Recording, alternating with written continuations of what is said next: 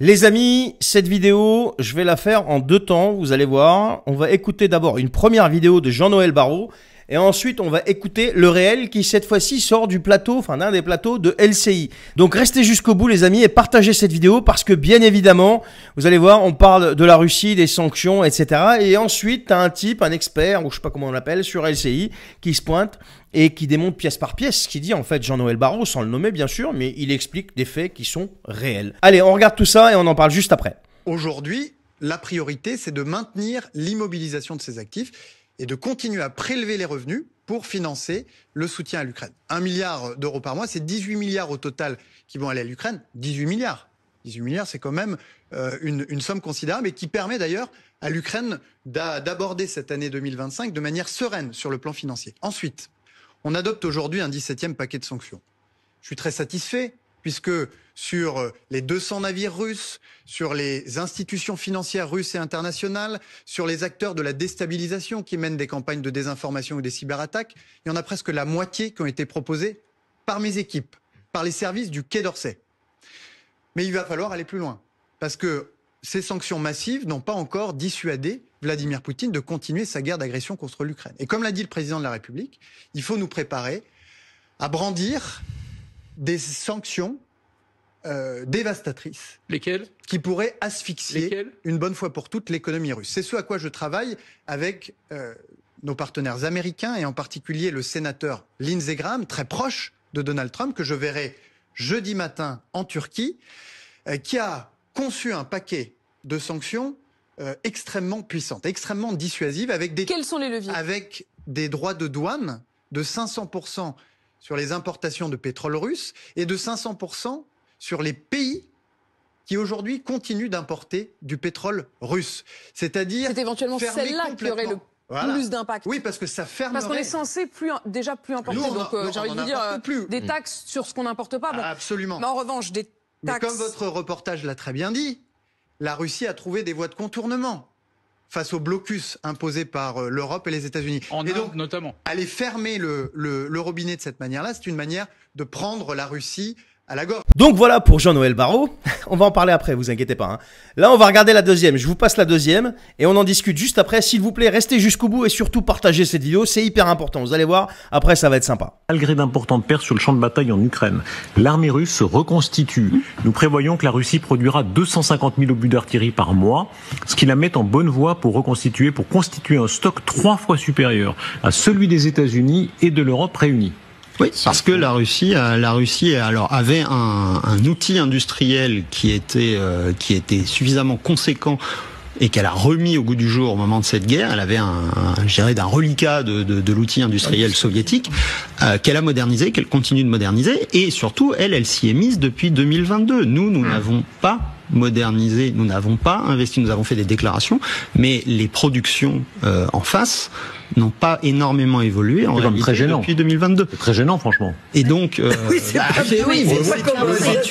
c'est une réalité industrielle. Et donc, en fait, vous avez un pays qui fait sérieusement la guerre et nous qui avons fourni des stocks, mais qui ne sommes pas rentrés réellement dans une économie de guerre. La Russie, hélas, s'y est mise depuis très longtemps, puisque non seulement elle a travaillé son outil industriel, mais après 2014 et les sanctions décidées par l'Union européenne, notamment sur l'agriculture, la Russie a fait en sorte de devenir souveraine sur le plan alimentaire, agricole. D'ailleurs, c'est une catastrophe pour l'agriculture européenne et française en particulier. Bon, je crois que tout est clair là. Malgré son sketch à Jean-No, Jean-Noël Barrot, ministre des Affaires étrangères, malgré le fait qu'il vient littéralement de péter un câble, il faut préparer des sanctions dévastatrices contre la Russie, asphyxier l'économie russe.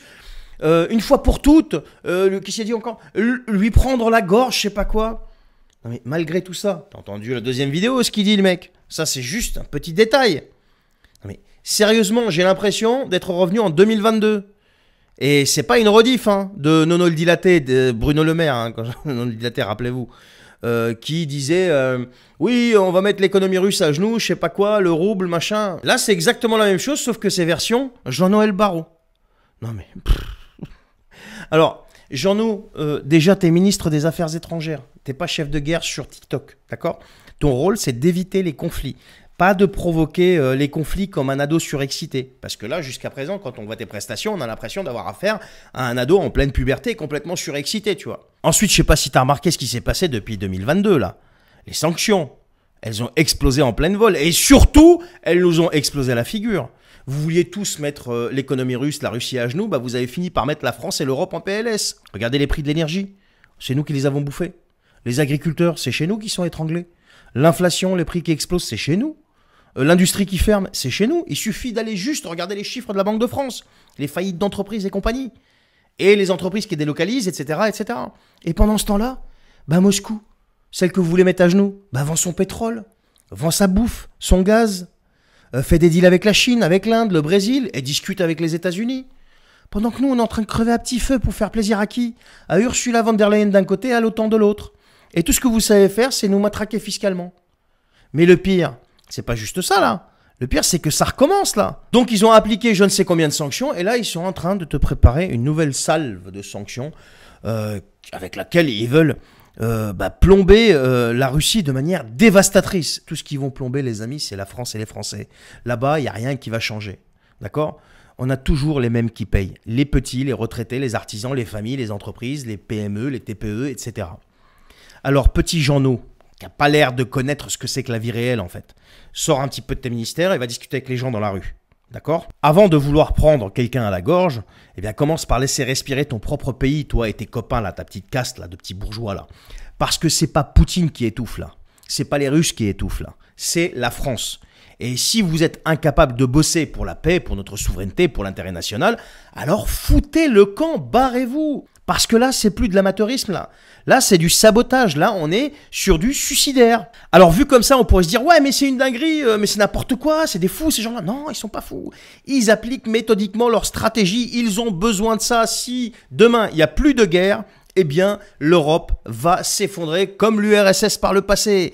Vous allez voir, c'est qu'une question de temps, je vous assure, parce que cette Europe-là, fédéraliste, a besoin de crise pour exister. On l'a déjà dit je ne sais combien de reprises. Ça vient pas de moi, ça vient de Jean Monnet, ça vient de Jacques Delors, ça vient de tous ces types-là, là, tu sais, qui sont à l'origine et qui ont participé à la construction européenne. Eh bien, ils ont besoin, pour avancer vers le fédéralisme, ils ont besoin de crise. Et la crise ukrainienne, là, la guerre là-bas, c'est une aubaine pour eux.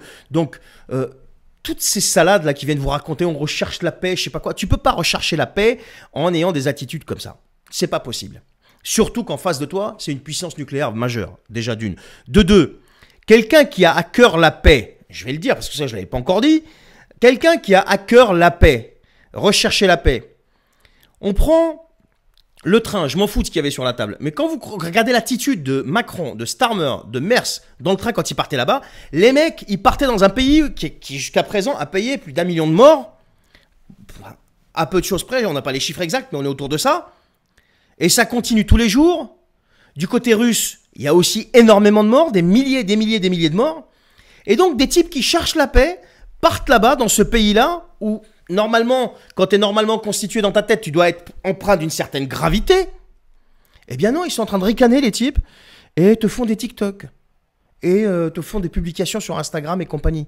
Et ils sont morts de rire. Donc, quand vous mettez tout ça bout à bout, les amis, vous vous apercevez quand même que ces gens-là cherchent tout sauf la paix. Ils cherchent tout sauf la paix. Et donc, ça rejoint ce que dit aussi Philippe de Villiers. C'est surtout Philippe de Villiers qui en parle, mais de manière vraiment magistrale, qu'ils ont besoin de ça pour exister. Demain, vous leur enlevez ça, non seulement ils n'existent plus, mais ils devront rendre des comptes. Allez, je vous souhaite une bonne journée. Merci de m'avoir suivi, les amis. Partagez cette vidéo et à la prochaine.